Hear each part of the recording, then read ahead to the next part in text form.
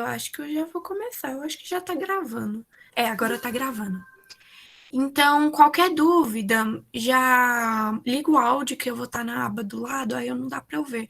Então, liga o áudio que eu já vou saber que deu algum problema. E se tiver alguma dúvida, gente, eu tenho que falar disso para eu não esquecer, sobre os exercícios. A gente está numa matéria mais de introdução, é mais interpretação de texto. Eu estou tentando ajudar vocês mais na interpretação de texto do que na literatura em específico. Claro que essa matéria ajuda muito a literatura, eu vou explicar, entender os poemas que faz parte da literatura, mas isso aqui é mais de interpretação de texto. Eu posso buscar alguns exercícios sobre o assunto da aula passada, porque da aula de hoje eu conversei com a monitora de interpretação de texto, e aí a gente combinou que eu vou dar a matéria, mas aí ela vai treinar os exercícios, porque faz mais sentido. Porque a maior parte dos exercícios não são de literatura, dos de figuras de linguagem não são de literatura, são de interpretação de texto. Então eu vou dar a matéria, mas ela vai treinar os exercícios. Mas assim, da aula passada, vocês me mandam no chat, por favor, se vocês têm interesse de alguns exercícios que aí eu procuro. Mas aí, se vocês também não tiverem interesse, eu não preciso colocar, porque não é muito assim, não é uma matéria que cai muitos vestibulares. Como eu falei na aula passada, eu estava mais conversando com vocês para introduzir o conteúdo do que necessariamente passando o conteúdo. Mas vocês vão ver que vão ajudar muito. Mas e aí, vocês têm interesse em exercício? Querem que eu procure? Que aí eu posso postar. Ou amanhã não, mas eu acho que depois de amanhã. Depois da aula a gente pode conversar sobre isso também. Ok. Vou começar a aula. Tá bom, beleza. Vou procurar alguns exercícios e vou tentar postar lá. E aí, qualquer dúvida, a gente mata na próxima aula. Mas então, vamos começar a aula de hoje, de figuras de linguagem. Bom, montando o roteiro da aula, como eu já falei, como eu sempre faço, né? Que a gente vai falar primeiro o que é a figura de linguagem, para depois falar sobre as classificações. Na aula de hoje eu pretendo só falar sobre figuras da palavra e figuras de sintaxe. Na próxima aula, falar sobre as figuras sonoras e as figuras de pensamento. Bom, o que são figuras de linguagem, né? A gente tem que as figuras de linguagem para definir um conceito certinho, basicamente eu vou estar jogando palavras para vocês. Não é uma coisa que se define assim e se entende de primeira. Por isso eu quero construir esse conceito com vocês. Vamos lembrar da aula passada. A gente falou sobre como a literatura é a arte da palavra. O quanto você escrever um texto e esse texto ser considerado literário é você pegar a palavra e desenvolver ela de forma artística. Mas como é que a gente vai usar essa palavra de forma artística? O que significa isso? Bom, usar essa palavra dessa forma artística é basicamente tirar ela da denotação, tirar ela desse sentido que está proposto no dicionário e usar ela de forma conotativa, de forma figurativa. Tanto que tem o mesmo significado, linguagem figurativa e linguagem conotativa, é basicamente a mesma coisa. Mas, então a gente vai brincar com a palavra. Eu gosto dessa expressão, brincar com a palavra, porque é exatamente isso, vai brincar com os sentidos da palavra. E para isso, e com isso, a gente vai desenvolver a função estética, que é a função que deixa o texto mais bonito por causa do jeito que a gente utiliza as palavras, da formação, da estrutura gramatical, das rimas, tal. Tudo isso vai influenciar em promover a função estética. Mas voltando. Então, basicamente, a gente vai usar a literatura como arte por meio do uso da palavra como ferramenta e brincar com essa palavra para formar arte, para fazer arte. E como é que a gente brinca com essa palavra? Como é que a gente tira ela do sentido denotativo para o conotativo? A gente utiliza meios, a gente pode trocar essa palavra por algo que me lembra ela, ou a gente pode trocar uma palavra pode trocar essa palavra, não, a gente pode comparar essa palavra de forma explícita ou comparar ela de forma implícita, pode trocar ela por uma coisa que tenha relação com ela, então uma parte pelo todo. Já estão entendendo o que eu estou falando? As figuras de linguagem são basicamente meios, ferramentas, caminhos que a gente tem para se aplicar a palavra de forma artística. Bom, Aí eu queria discutir um pouco com vocês, que é uma coisa bem interessante, sobre se a gente está brincando com a palavra, está trocando os sentidos dela, se a gente tirou ela do sentido denotativo, não vai existir mais um dicionário falando, ah, tal palavra tem esse significado. Não, porque a gente tirou ela desse sentido do dicionário. Então existe, uma palavra pode ter múltiplas interpretações. Por isso a gente tem a questão de que um texto literário não tem só uma interpretação, e que um texto literário não tem interpretação errada. Mas aí a gente tem que levar pelo bom senso também, a gente não pode inventar uma interpretação. Mas a gente pode falar que, tipo, se você tá usando bom senso, você não tá só zoando, mas, tipo, se você tá sendo, realmente eu interpretei isso, não necessariamente tá errada. Mas a questão, porque a linguagem não é uma ciência exata, não é uma coisa assim, nesse texto só tem tal figura de linguagem. Não, é uma coisa ampla, depende do contexto, depende do que o autor estava querendo falar. E às vezes você não sabe direito o que o autor está querendo falar. Isso torna muito difícil a interpretação, mas aí a gente vai pela questão do bom senso mesmo, pela questão, tipo assim, ou você vai ver a predominância. Às vezes aquela figura de linguagem é a mais clara. Você fala, tem um pouco de personificação, por exemplo. A gente vai ver vários exemplos que você olha e você fala assim, dependendo do contexto, parece que tem personificação, que é aquela em que um objeto inanimado ganha as características de um ser vivo, né? Mas você vê que, de acordo com o contexto, você percebe que é outra coisa. Entendeu? Então, eu coloquei aqui uns exemplos da questão da interpretação do livro Dom Casmurro. Gente, é o mesmo livro, só que tem pessoas que brigam até hoje por causa de interpretações diferentes. Eu sou do time que o Bentinho era gay, eu não... Se for para ser entre Capitu traiu o Bentinho e não traiu, eu acho que ela traiu sim. Mas depois a gente pode discutir sobre isso, mas minha opinião de verdade é que Bentinho era apaixonado do Escobar. É bem engraçado, a gente também pode conversar mais sobre isso, mas assim, quando eu tava lendo o livro, eu pensei nisso, não é zoeira, eu realmente interpretei isso, só que depois que eu fui ver no Twitter que tinha outras pessoas que pensavam como eu, e tipo, hoje é o que eu acredito, mas depois a gente pode conversar sobre isso. E aí eu coloquei esse exemplo desse livro para outro exemplo de como a interpretação, não existe interpretação errada, e quanto é uma coisa ambígua, porque eu li esse livro por indicação da minha professora de literatura, e eu li esse livro, eu achei que era um conto de realismo fantástico, uma coisa assim, tranquila, tipo, eles terem viajado, meio psicodélico, meio doido, uma cidade era invadida por boi, depois era invadida por cachorro, era um trem esquisito, eu achei esquisito esse livro A Hora dos Fulminantes, e aí eu li, e é tipo assim, nas férias legal, mas não entendi muita coisa, parecia tudo meio estranho. Aí eu cheguei na aula, eu fui conversar com a professora, eu falei assim, não, professora, eu li o livro que você me indicou, eu achei legal, mas eu achei esquisito, acontece umas coisas muito aleatórias. Aí ela vira para mim e fala assim, é porque é uma crítica à ditadura militar. Aí eu fiquei de cara. Eu li o livro inteirinho, mais de 100 páginas, e não entendi que era uma crítica à ditadura militar. Depois eu fui pesquisar e, ok, fez sentido, que era tudo uma grande metáfora, tinha tudo uma explicação, só que, tipo, eu lendo eu não entendi. E isso acontece, não quer dizer que eu li errado, não existe isso, eu li certo. A questão é que eu tive interpretações diferentes, entenderam? Aí eu coloquei só essas duas coisas para eu lembrar de falar com vocês sobre o quanto essas figuras de linguagem não é só decorar nome. Não, o Enem não vai cobrar, isso é o quê? Uma paranomásia, é uma anáfora. O Enem não cobra isso.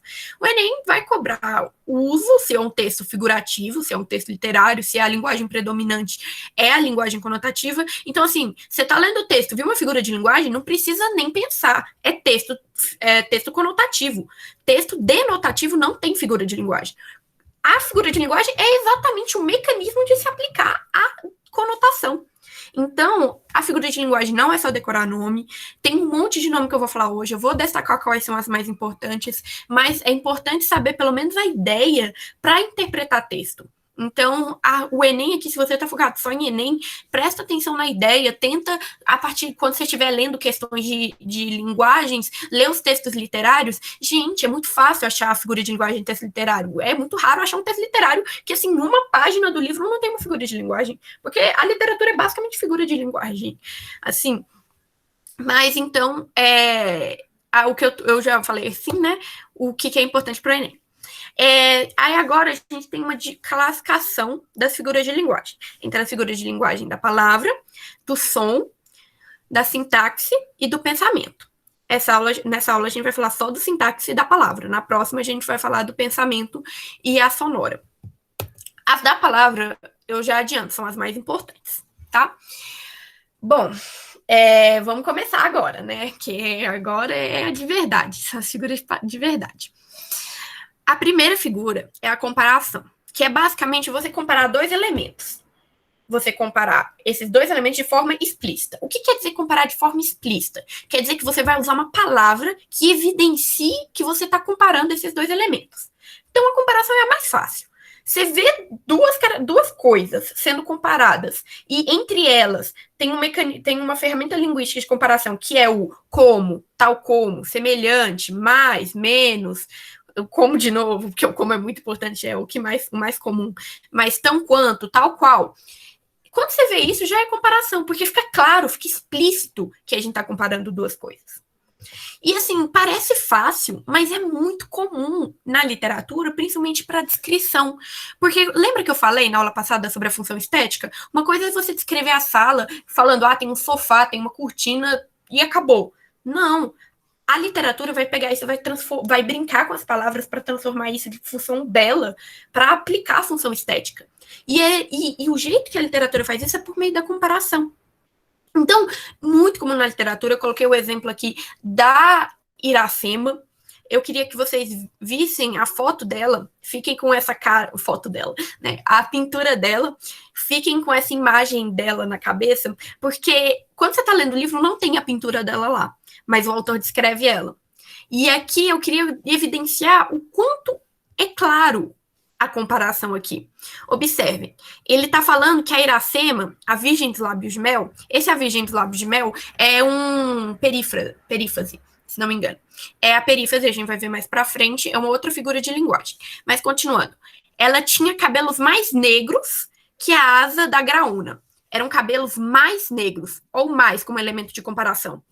Eu tô apontando aqui igual uma besta. Mas olha aqui, ó, mais como elemento de comparação explícita. Os cabelos mais negros que a asa da graúna. O que é graúna? É esse pássaro aqui. Olha a asa dele como é preto. E mais longos que o talhe da palmeira. O talhe da palmeira é uma folha de palmeira. Então você tá vendo, ele tá comparando os cabelos dela, a cor com a cor da asa desse pássaro e o tamanho com a folha dessa árvore aqui. E tudo usando elementos de comparação explícitos. O favo do jati é uma abelha e ela produz o favo dela, eu coloquei aqui, ele é bastante doce, e tá falando que o sorriso dela era bem mais doce que esse favo, ou como elemento comparativo. Também tá falando da baunilha, e esse aqui, mais rápido que a ema selvagem, ou mais como elemento comparativo. Então ele basicamente tá comparando ela com animais e com elementos da natureza. Isso é muito comum no romantismo. Isso é muito comum no romantismo. José de Alencar é do romantismo. Isso comparar com elementos da natureza é muito comum. E ele está fazendo isso só que de forma explícita. Ele está evidenciando aqui os elementos de comparação. E aí agora, já falamos da comparação, que é importante saber para o Enem. E agora a gente vai para a metáfora, que é a mais importante. Gente, metáfora tem em todo lugar. Todo lugar. E assim, a gente usa figuras de linguagem só na literatura. Não. A nossa linguagem está cheia de figuras de linguagem. A gente fala basicamente por metáforas. Se você entender esse conteúdo e começar a prestar atenção nas palavras, você vai começar a prestar atenção quanto a gente fala por metáforas. Depois tenta fazer esse exercício. Pega um dia e tenta prestar atenção nas conversas que você tem com as pessoas. Tenta identificar pelo menos uma metáfora. É muito fácil. Porque a gente acaba falando sem querer. Bom, a diferença entre metáfora e comparação é que a metáfora é implícita. Então, não tem um como evidenciando que eu estou comparando. Mas a gente tem uma comparação. Só que isso não é de forma explícita, é de forma implícita. Então, a gente fala assim, ela é uma flor. A gente está comparando a menina, vamos dizer que é uma menina, né? Ela com uma flor. Comparando, cheirosa, bonita, atrativa, sei lá. Tá comparando as duas coisas. Mas tem uma outra forma de se utilizar a metáfora, que é usar a palavra, tirar a palavra da denotação. Então, que, por exemplo, casa, tiramos a palavra da denotação e transferir para a conotação. Então, tipo assim, a casa. Sei lá.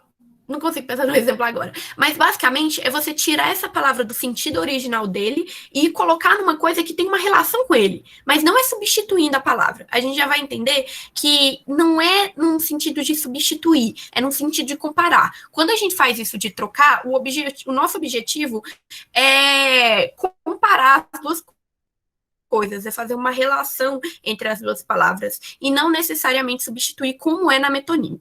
Depois eu vou pensar no exemplo melhor, mais para frente. Mas aqui eu coloquei um exemplo, 2 exemplos, na verdade, que é o do Dom Casmurro, que ele fala que o olhar da Capitu é de cigana dissimulada. Pensando no sentido denotativo, não faz sentido ser um olho de cigana oblíqua dissimulada. Você vai pensar o que é oblíquo no sentido denotativo. Oblíquo é que não é perpendicular, não é vertical. Eu até coloquei o significado aqui.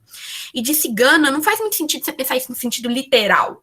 Mas no sentido figurativo, você até entende de cigana, algo mais misterioso, de oblíqua, aqui no sentido figurativo, até aqui embaixo, até aparece que no sentido figurativo, oblíquo assume o sentido de dissimulado, de dúbio, ambíguo, e dissimulado, você entende, aí você começa a entender, olha o jeito que ele brinca, um olhar de cigana, olha como fica mais bonito, né? E aqui eu também coloquei uma coisa que eu acho muito engraçada do naturalismo. O Cortiço, ele vai descrever a personagem Rita Baiana ele usa as palavras cobra verde traiçoeira, largatixa viscosa e muriçoca doida. E ele descreve a Rita Baiana como uma personagem extremamente sensual. E ele usa essas palavras para descrever ela. E aí quando você começa a entender, você lê tudo aqui, depois vocês podem ler, eu já disponibilizei os slides, eu sublinhei aqui o que ele está comparando, que ele está falando assim, ela era a luz ardente. Então você não tem elemento comparativo e está falando, está comparando ela com a luz ardente do meio-dia. E aí depois vocês podem ler, são vários exemplos ao longo do texto, mas eu acho interessante esse de uma cobra traiçoeira e uma lagartixa viscosa e uma muriçoca doida. Engraçado, né? E eu uso, olha que uso inteligente da linguagem. Bom, aí agora a gente vai para a metonímia, que é basicamente você não está querendo comparar 2 palavras. Você está querendo substituir uma palavra pela outra, que para você fazer isso, essas palavras precisam ter uma relação. Mas não é que você quer evidenciar essa relação. Você quer apenas substituir uma palavra pela outra. Mas você não quer comparar as coisas. Tipo, quando eu falo ela é uma flor, eu tô destacando, ela é bonita como uma flor, ela é cheirosa como uma flor. Mas quando eu falo, eu li um Neruda, eu não tô querendo comparar o livro do Neruda com o Neruda. Não faz sentido. Eu tô substituindo o livro do Neruda pelo autor, o Neruda. E, gente, como eu falei, a nossa linguagem nasce antes de ter um teórico para escrever sobre ela, para definir ela. Então, existem vários tipos de metonímia. Existe continente pelo conteúdo, local de origem pelo produto, tem vários. Na verdade, são quase infinitos também. E varia também de acordo com a referência teórica que você utilizar. Eu coloquei aqui os principais, só que varia bastante, vocês podem encontrar outros. E eu nunca vi uma questão que pergunta, isso aqui é continente pelo conteúdo, o tipo de metonímia, sabe? É bem raro. Mas, assim, esses são as principais. Eu acredito que se cair vai ser um desses. Aí eu coloquei aqui alguns exemplos. Na literatura é bem comum, olha aqui, a cidade, entretanto, a cidade durante 2 ou 3 dias parecia nos haver esquecido. Então, o que está acontecendo aqui? Voltava subitamente a atacar. O que está acontecendo aqui? A gente trocou. É meio que o continente pelo conteúdo. É porque a gente tem a cidade, e eu estou falando das pessoas dentro da cidade. Lembra que eu falei às vezes, numa frase, sem contexto, a gente pode confundir as figuras de linguagem? Nessa frase, não parece que é personificação?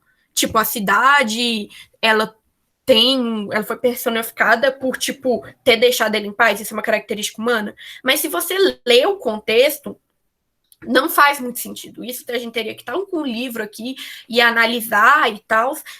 E também, isso é uma coisa que meus professores falavam, normalmente, quando você fica, tipo assim, essa frase que é ambígua, o vestibular não vai colocar nas alternativas, por exemplo, personificação e metonímia. Eles não fazem isso porque eles querem evitar entrar com recurso, essas coisas que dá trabalho, então eles têm que responder todos os recursos. Então, assim, O vestibular evita. O Enem eu acho que nunca colocaria, tipo assim, tão direto, de forma tão teórica, mas até os vestibulares conservadores não colocariam, tipo, isso é uma metonímia ou uma personificação. Porque depende muito do contexto, depende do que o autor queria falar.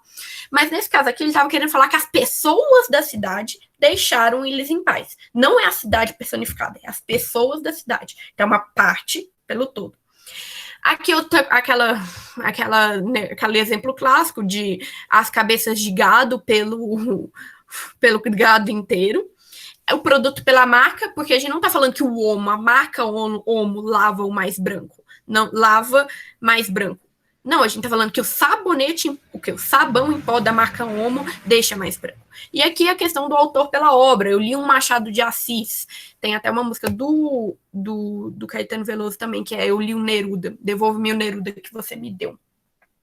E aqui eu queria deixar bem claro, evidenciar, se vocês ainda não tivessem entendido, essa diferença entre metáfora e metonímia, em que novinha você é uma flor, que, gente, pode ser poesia também, eu falei na última aula, que às vezes na letra pode ter um pouco de poesia. Eu não sou uma teórica para analisar, para falar que essa música não é uma poesia, então eu vou considerar como um exemplo. Que ele compara a menina com uma flor. Isso de forma com uma metáfora.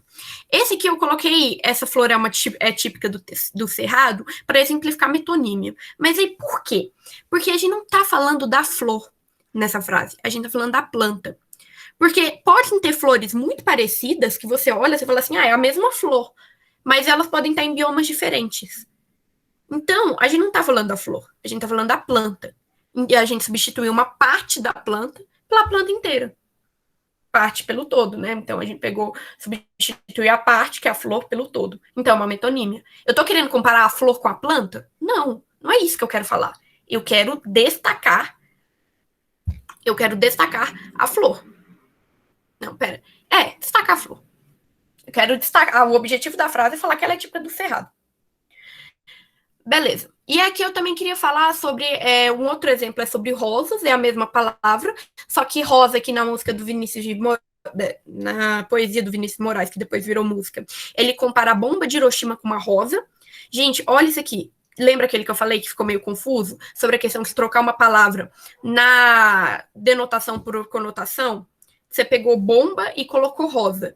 Mas não é porque a bomba tem uma relação com a rosa. Não é como assim que a planta tem relação com a flor. Não. A questão é que ele está comparando a bomba de Hiroshima com uma rosa. E o jeito que ele fez isso não foi falando que a bomba é uma rosa. É trocando bomba por rosa. Agora eu acho que ficou mais claro aquela outra frase que eu coloquei no outro slide. E aí eu coloquei, para diferenciar com metonímia, que setembro é a estação das rosas. Por que é metonímia? Porque setembro não quero falar que é a estação só das rosas, é a estação das flores. Então você está pegando uma parte muito grande, que é flores, e substituindo por uma parte pequena, que é rosas. E aí eu até coloquei aqui que setembro é quando começa a primavera. Então a gente está falando realmente das flores. Isso aqui também é uma perífrase que a gente vai ver mais para frente. Bom, agora a catacrese. A catacrese, ela é uma figura de linguagem muito comum, porque basicamente ela é um trem que, assim, a gente usa no nosso dia a dia, mas a gente nem percebe que a gente está usando a conotação. Porque a gente tem objetos no nosso dia a dia que simplesmente não tem nome. E aí alguém falou assim, vou criar um nome para isso. Só que na hora que eles foram criar um nome, eles se inspiraram em palavras que já existem. Então, tipo, eles falaram, olha, isso aqui parece com tal coisa. Então eu vou me inspirar nisso para dar o nome. Então eles pegaram, por exemplo, um alho, uma unidade de alho. Eles falaram assim, nossa, isso aqui parece uma cabeça, tá tipo redondo. Parece uma cabeça. Então eu vou chamar de cabeça de alho. Mas a gente não pode falar que isso é denotativo, não é uma linguagem denotativa. Porque se você pensar uma cabeça de alho, é isso aqui. É uma cabeça, um indivíduo, um ser vivo, uma cabeça de alho. Tipo, não faz nem sentido, já é difícil imaginar. Aí até colocou essa charge para ficar... para vocês tentarem imaginar. Por que não é no sentido denotativo a cabeça de alho? É no sentido conotativo. E aqui também tem sobre a questão do pé do sofá, que alguém viu o sofá, falou assim, essa partezinha de baixo que sustenta o sofá parece um pé. Pé de sofá. Aí aqui também um outro exemplo para vocês conseguirem entender por que catacrese não é denotativo. Porque simplesmente não faz sentido. Perna de mesa seria exatamente pernas humanas na mesa. Não faz sentido, entendeu? A gente só tá comparando. É meio que uma comparação. Tá vendo que tudo parece que é metáfora no final? Mas tem diferenças. Mas é uma comparação entre a perna da mesa com a nossa perna. E aí a gente substitui, entendeu? Eu acredito que ficou mais claro, que catacrese não costuma ser uma palavra, uma figura de linguagem que dá muito problema. A próxima é a perífrase antonomásia, mais conhecida como perífrase, que é basicamente quando você dá um título para algo, de acordo com uma circunstância, uma característica dele. Eu coloquei o caso do Olavo Bilac, que é um poeta que eu falei na aula passada, eu acho que eu falei sobre a questão dele falar com estrelas, eu acho que eu falei, mas eu não tenho certeza, mas é que ele tem esse poema em que ele, você precisa estar apaixonado para ouvir e falar com as estrelas. E ele é conhecido como o príncipe dos poetas por causa das poesias dele, que são muito belas. Ele usa a linguagem de uma forma muito bonita, muito, muito nobre, assim. Fica um negócio muito bonito e passa essa ideia de realeza. E por isso ele é conhecido como o príncipe dos poetas. Brasileiros, né, no caso. Eu coloquei a Britney Spears, porque ela é a chamada princesinha do pop. O McQueen, do filme Carros, porque eles chamam ele no filme de Relâmpago eu ia falar Relâmpago Marquinhos. Relâmpago McQueen. Isso é uma perífrase, porque o nome dele é McQueen.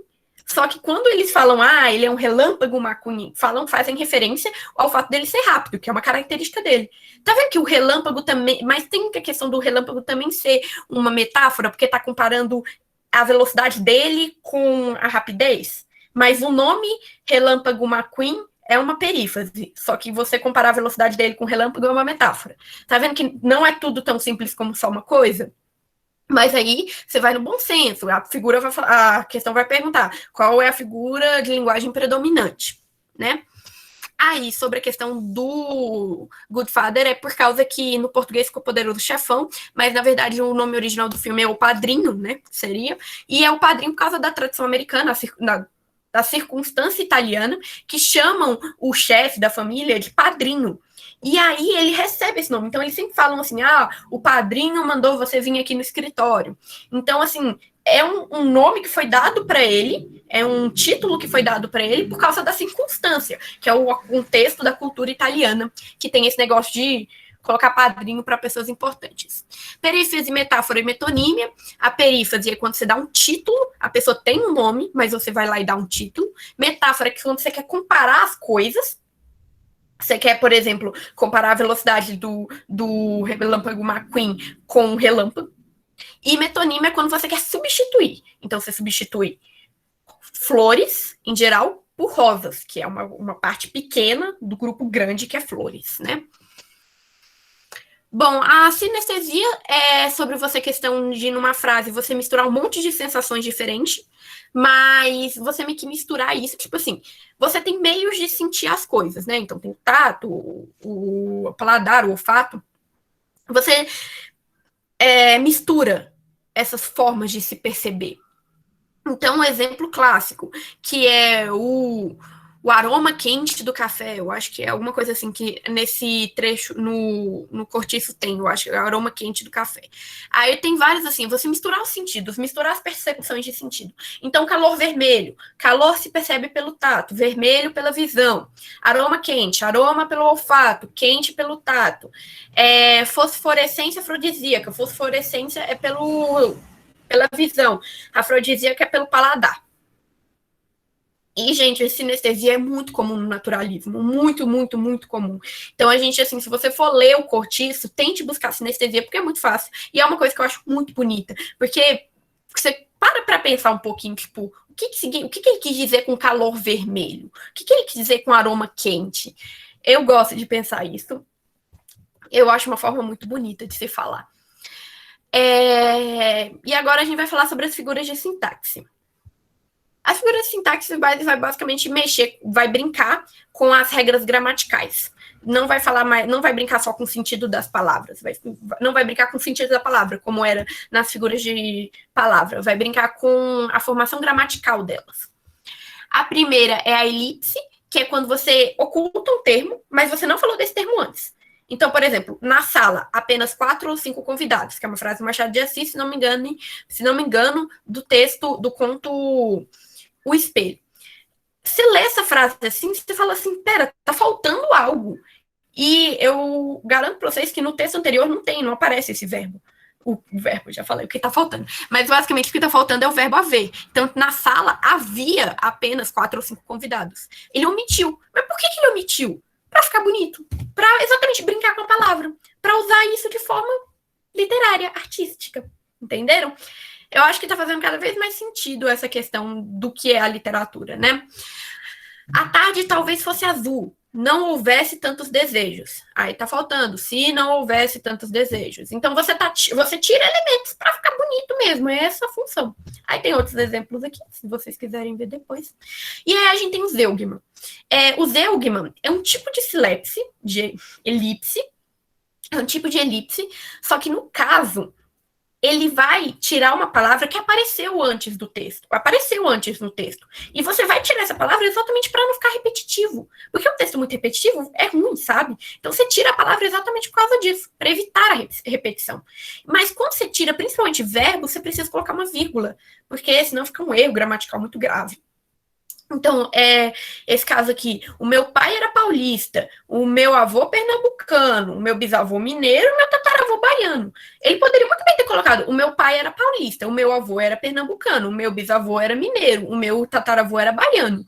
Fica meio esquisito, não fica legal. E outra, desse jeito que ele colocou, ficou muito mais bonito, ficou muito mais artístico. Aqui tem o colégio compareceu fardado e a diretora de casaca. Eu queria destacar essa frase porque se você lê ela rápido, e também sem fora do contexto, como ela está aqui, você pode até pensar se ela não é uma personificação. Porque o colégio compareceu fardado. Fardado e compareceu são características de um ser vivo dadas a um ser inanimado, que é o colégio. Mas aí você teria que pegar que esse texto provavelmente é do livro o Atenista? Do livro do... Gente, o Ateneu. O Ateneu do Raul Pompeia, em que ele fala do colégio, que na verdade está falando sobre as crianças do colégio, e que, tipo assim, pode falar um pouco de metonímia, mas é melhor ver o contexto, eu não tenho certeza. Mas o que a gente tem que dar destaque aqui é que pulou o verbo compareceu. Em vez de falar... a diretoria compareceu de casaca, ele pulou e colocou a vírgula.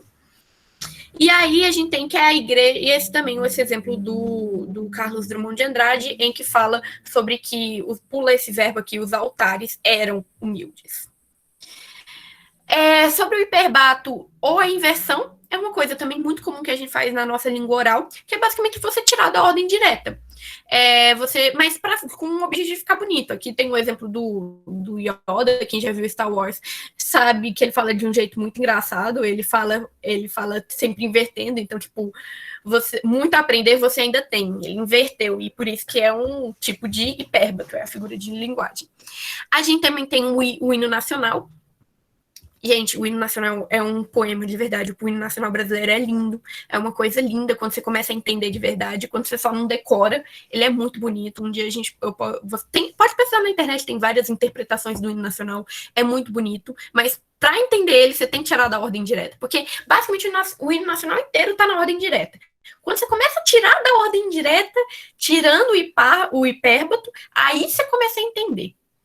Então, aqui, ouviram do Ipirangas, aí, na verdade, você tem que trocar quem ouviram, né? O brado... Então, tipo assim, ouviram... ouviram do Ipirangas Martins para lá, o brado é de um povo... Tá vendo que é muito complexo? Mas é tipo assim, o brado é de um povo retumbante, o brado é de um povo heróico, mas o brado também é retumbante. Então, o brado retumbante de um povo heróico. Então, seriam, ouviram o brado de um povo heróico, um brado retumbante de um povo heróico do Ipiranga. Eu vou depois mudar o slide até para ficar mais claro, porque eu escrevo falando assim, fica meio confuso, mas depois eu vou colocar como é que ficaria na ordem certinho. Mas aqui também tem outros exemplos na ordem direta. Mas depois eu vou mudar isso, porque porque tem muito adjetivo, tem muito adjunto, adnominal e adverbial. usando os termos gramaticais. E aí acaba confundindo tudo, mas depois eu vou colocar certinho para vocês. A silepse é quando a oração ou a concordância é dada com a ideia e não com o nome. Aí a gente tem aqui a concordância verbal e concordância nominal. Então a gente vai, tipo assim, gente, quando você lê, você fala assim, nossa, parece um erro de português, parece que errou. Então, tipo, a gente fazemos. Você fica assim, nossa, mas é um erro de português. E não é, porque quando você usa isso na literatura, você está usando isso de forma artística. Logo, o autor tem a licença poética. Mas isso não parece que o autor tem meio que uma licença para errar? Uma licença para cometer erros de português? Parece. Mas, na verdade, se você pensar, por exemplo, na pintura, o pintor, no impressionismo, por exemplo, ele não faz uma pintura exata da paisagem. Ele muda, ele faz adaptações.